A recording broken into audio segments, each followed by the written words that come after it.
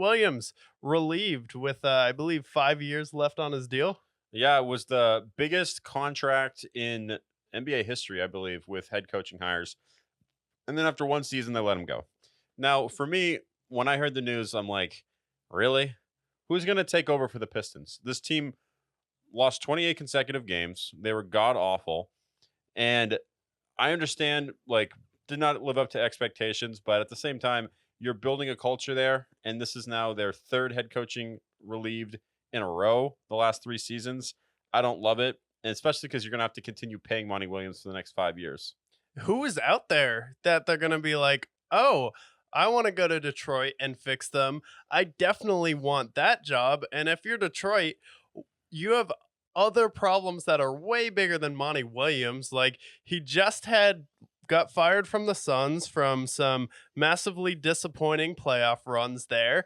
And you're like, okay, you give him a second chance and then you fire him and now you have to pay him all of this money. I don't know if you're competing with the Milwaukee Bucks and you're like, you know what?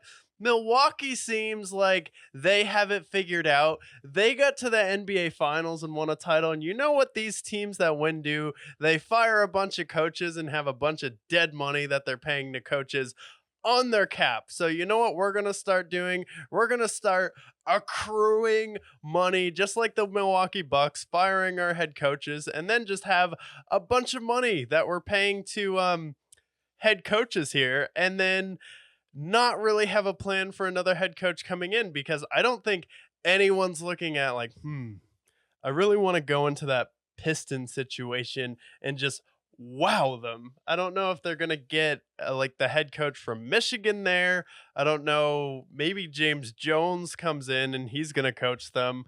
But yeah, who wants to coach the Pistons? Or do you think they should just simulate next season without a head coach? Because how could you possibly get worse?